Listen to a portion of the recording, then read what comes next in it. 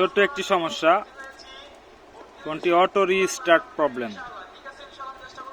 অনেকেই শেল্ডিং খোলে, শেল্ডিং খোলার পরে কাজ করেন, অটো রিস্টার্ট প্রবলেম সলভ করেন।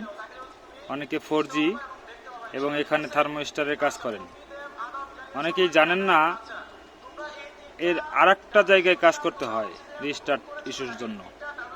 তো আলহামদুলিল্লাহ আমরা সাকসেস হয়েছি।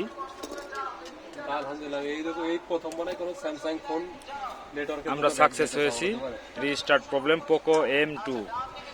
যাদের সিপিইউ রিভলিং সোয়াপিং এর জন্য যারা কাজ করতে যাচ্ছেন আমাদের সাথে যোগাযোগ করেন।